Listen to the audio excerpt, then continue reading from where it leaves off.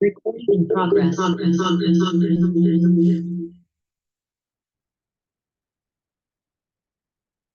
Assalamualaikum warahmatullahi wabarakatuh. Berjumpa kembali bersama saya Kifaya Astuti sebagai salah satu pengampu mata kuliah Matematika Optimasi di Fakultas Teknik Industri Fakultas Teknik Universitas Borobudur.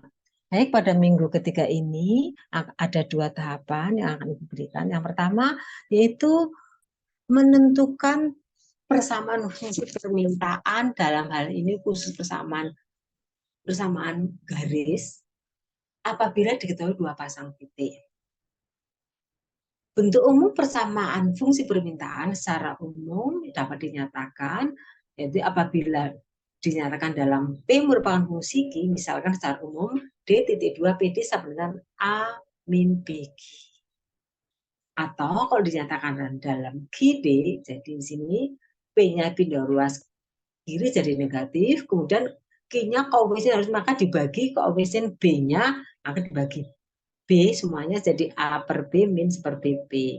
Dari sini dari fungsi permintaan P merupakan fungsi dari Q, di sini A-nya merupakan batas harga tertinggi sehingga jumlah permintaan nol. Jadi ketika Q-nya nol itu adalah harga tertinggi dari permintaan. P adalah menyatakan harga barang, Q-nya adalah menyatakan variabel jumlah barang. B ini adalah koefisien kemiringan, nilainya selalu negatif karena garisnya akan miring ke bawah. Rumus persamaan permintaan jika diketahui dua pasang titik, di sini titiknya Q1, P1 dan Q2, P2. Maka rumusnya adalah P min P1 sama dengan selisih dari harga dibagi selisih jumlah permintaan kali Q min P1.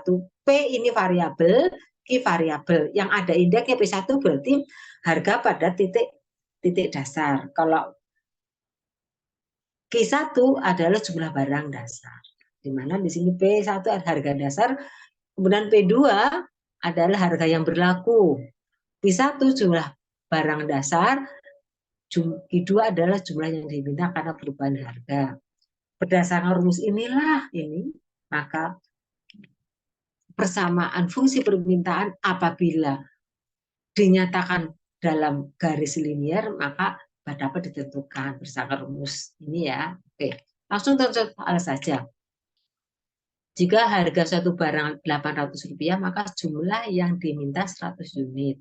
Namun jika harganya turun 200, jadi tadinya 800 jadi 600 ya, maka jumlah permintaan bertambah menjadi 200 unit. Jadi cocok ya dengan sifat permintaan, kalau harganya turun maka jumlahnya diminta jadi banyak. Berdasarkan fenomena tersebut dirumuskan persamaan fungsi permintaan sebagai berikut. Jadi titik pertama Q1, P1 yaitu 100 unit, 800. Titik kedua Q2, P2 yaitu menjadi 200, harganya menjadi 600. Sehingga dengan rumus menggunakan rumus yang di atas maka dapat disebutkan titik masing-masing. P min P1 800 buka selisih harga yaitu P2 dulu 600 min 800 dibagi 200 dikurang 100 min Q1. Kita hitung dulu, ini negatif, ini 200. Harus negatif koefisiennya karena fungsi permintaan. Jadi ini jadi min 2. Ruas kanan tetap masih belum berubah, P min 800. Ini dikalikan min 2 Q min 2. Sehingga kalau kita kalikan min 2Q plus 200 sehingga P-nya 800 tidak ruaskan jadi plus. Sehingga PD yaitu fungsi permintaan dalam Q adalah min 2Q per 1000 ya, dijumlahkan. Bagaimana cara gambar grafiknya? Berdasarkan titik-titik yang ada, kita bisa membuat ketika X-nya 100, harganya 800. Ketemu titik sini. Dari titik 200, harganya 600. Dari titik ini terus akan dengan penggaris, otomatis akan memotong 500. Atau dari fungsi ini, kalau Q-nya 0, maka harga tertinggi adalah 1000. Ketika sebaliknya P-nya 0, maka ini Jadi pindah 2Q, Q-nya adalah 500. Ini dihubungkan. Begitu mudah ya cara menggambarnya. Kemudian contoh 2, perusahaan baju memiliki fungsi permintaan. Ini diketahui dalam Q merupakan fungsi dari P, yaitu Q sama dengan 30 min 3B. Pertanyaan, hitung berapa harga dan jumlah barang jika perusahaan agar laku terjual. Laku terjual. Jika harga 5 satuan harga, berapa jumlah yang diminta? Jika pimpinan perusahaan ingin menjual 24 unit, berapa harga yang ditetapkan? Gambarkan grafiknya ya. Baik, jawab. Fungsi permintaan D, Q sama dengan 30 min 3B.